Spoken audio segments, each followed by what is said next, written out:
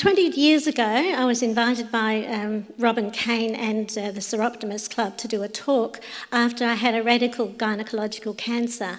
And I stand here today loud and proud that the Soroptimists have allowed me to come and speak here today. So, ladies, we need to talk.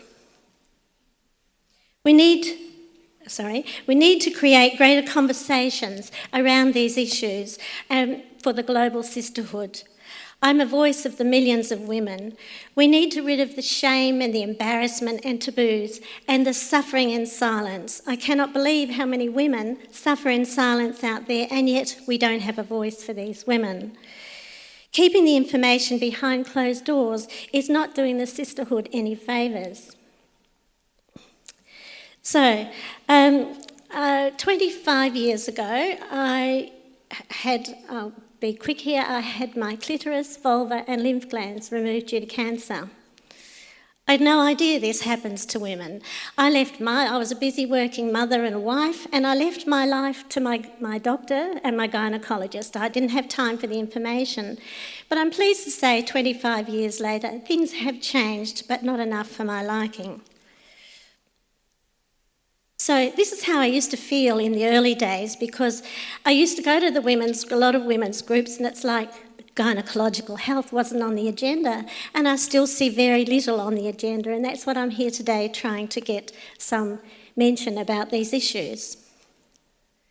So I have an undies campaign. We do workshops with the undies, and the women express how they feel, and this woman said that at times her body feels like a war zone, tortured and burning. So we have to hear the depth of what's happening to women around the world. So this is just a little snippet about what I've been doing for 25 years. Turn that up a bit.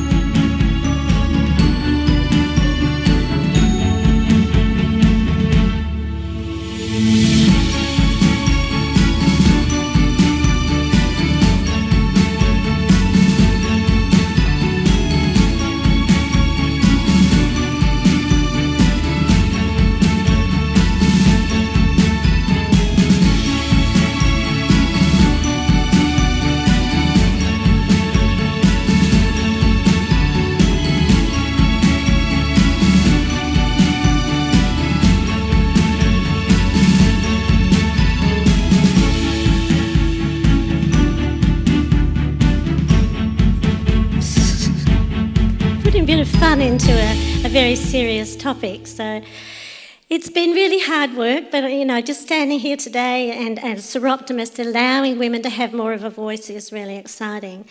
So in 2003, I had an article in the Royal College of Gynaecology and Obstetrics, and I had a front cover, and I had a look at it, and this was back in 1811.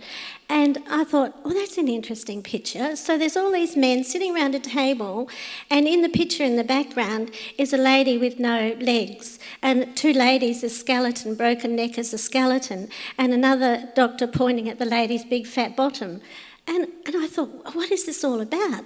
And that's what started my journey, to sort of think, it's back in 1811, but how far have we come since? And I think there's still a long way to go. So,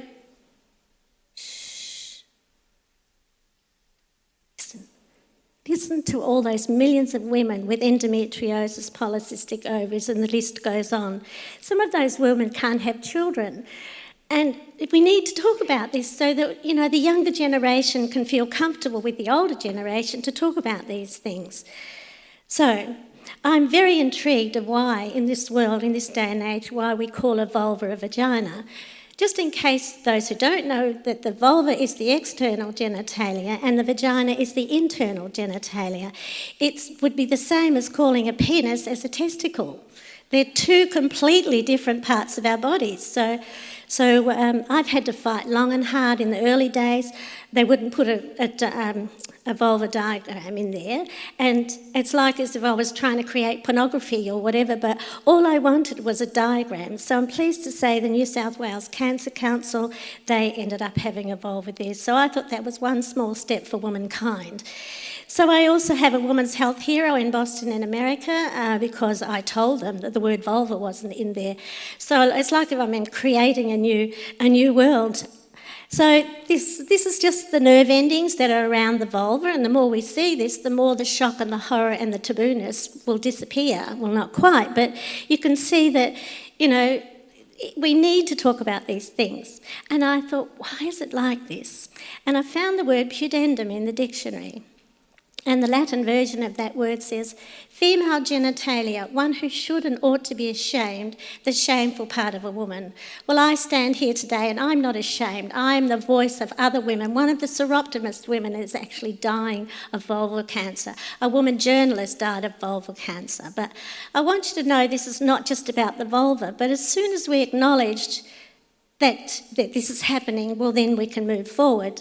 So to make it simple, I've devised this paper talk, which I have got some if anybody's interested in having them, but it just makes it easier for us and your communities to understand and have a bit of fun with it. I've got the not-so-secret women's business, and an academic said to me, but it's too simple. But we need simple language for our community. So I went to the Royal College of Gynaecology last year and had the second female president. She's now stood down, but she is changing the world of gynaecology. So I asked Soroptimist to have a look at what they are doing over there so we can move forward.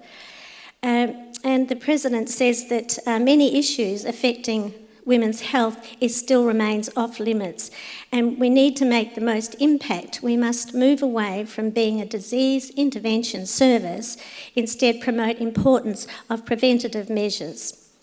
So I've established an International Gynaecological Awareness Day after ringing a senator and saying, all these ladies wrote me these terrible stories. I said, what can I do? She said, well, you have a national day. And I said, but how do you do that? She said, well, you just declare it. So I now I've declared an International Gynaecological Awareness Day, and I'm waiting for the other groups to come, to move forward with it. So there's lots of diverse cultures, and it's still a very sensitive topic, and I understand that. But that doesn't mean to say that our women don't need greater education. I've got 10 awards, and I don't need any more awards. What I'm looking for is action from Soroptimist and the Zonta. I've got the Zonta Award and Cancer Australia Award. But unless the women's groups show that there's power behind this, I have to spend another 25 years, if I live that long, to be able to get the message out. So I'm just seeking Soroptimist support to get behind this campaign. I've been to the Country Women's Association and they're having a look at it as well, but I need some direction to show how we can bring this together, because I'm pretty much worn out with all of this, but I will never, never, ever give up promoting gynaecological health. So thank you very much. Oh, sorry, there's 1 minute to go. Can I ask you all to stand up, please? Very quickly. For us to psychologically move forward, I want you to all say, I have a vulva. Viva la vulva. Thank you.